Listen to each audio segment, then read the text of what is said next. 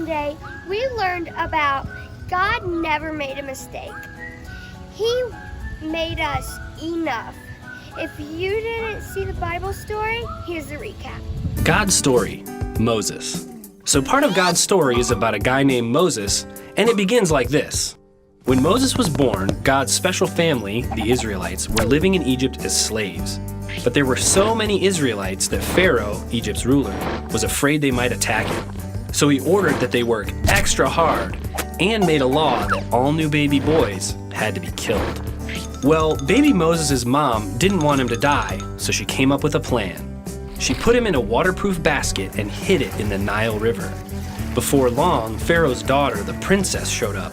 She found the basket and realized Moses was one of the babies her dad was trying to kill. But instead of hurting Moses, she adopted him. He grew up in the palace like a prince. Now Moses should have felt really special and loved, but he felt bad that his people were slaves while he lived in the palace. So he ran away and tried to help them. Problem is, they didn't want a prince around. Moses didn't feel like he belonged anywhere, so he ran away again. This time, he went to a place called Midian. There, he married a lady named Zipporah and worked for her dad, Jethro. One day, he was taking care of Jethro's sheep when he saw a bush on fire. As Moses looked more closely, the inside of the bush called out, "Moses, Moses." Kids, would you answer a burning bush that yells your name? Well, Moses did. He said, "Here I am." Then the bush introduced itself. It was God appearing as fire. And God told Moses that he could see how his family was suffering as slaves. Since God loves his family, he wanted to rescue them through Moses. Now you'd think Moses would be excited since he had wanted to help his people, but he wasn't. He didn't think he was special enough to get a job from God. He said, "Why me?" God reminded him, "I'll be with you."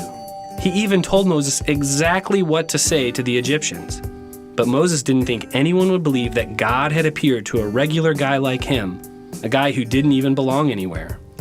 So God gave Moses 3 miracles to prove that God was with him. First, God let Moses turn his staff into a snake and back. Next, Moses put his hand in his cloak. It came out with leprosy. Then he did it again to cure it.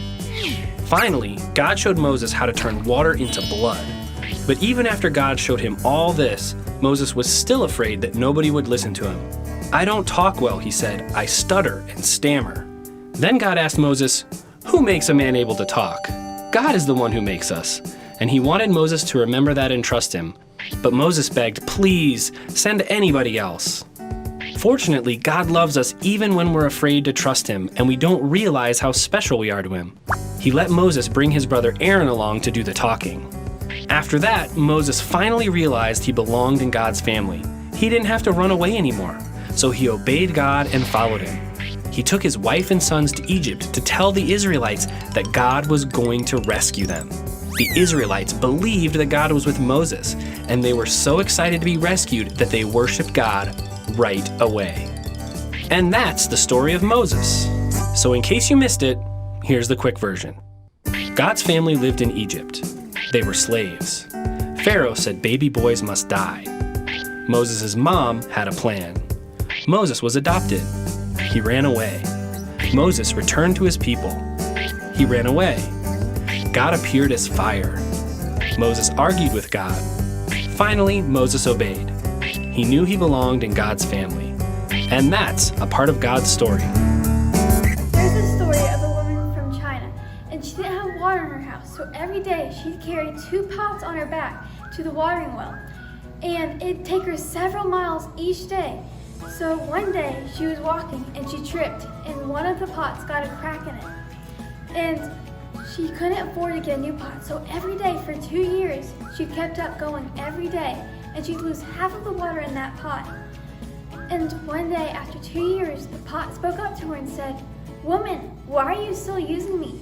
Don't you see I'm broken and I failed you each day?" And she said to him, "Don't you see the path that I've carried you on? Every day don't you see those flowers? When I broke you, I planted flower seeds on that side, and you've been watering them every day and making this path beautiful. You have a purpose."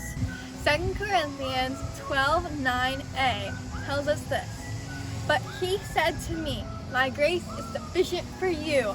My power is made perfect in weakness. Boys and girls, that story reminds us that we are enough with God. God made us. He gave us all different talents, different abilities, and they're exactly enough for what God has created us to do, our purpose in life. So don't compare yourself to someone else or how good someone sings or how fast they are or how smart they are, because God, He made us all enough. Think about that. You're smart enough, you're talented enough, you're pretty enough, you're fast enough. You are enough for what God made you to be. Don't be hard on yourself. The other day I went shopping and there was a lady and she was beautiful and she was trying on sandals.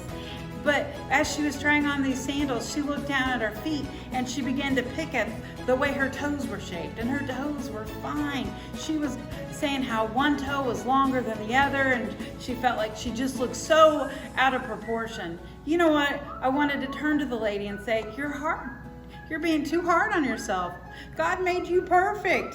He made her. She was beautiful. I'm sure she was smart, intelligent. She was enough, exactly what God wanted her to be. So don't be hard on yourself. Remember, God gave us all different abilities, and we are all enough. He loves us. He cares about us, and He has a purpose for us. Let's just all trust in Him and follow Him. Let's follow the path that God has for us. I love you, and I hope to see you soon.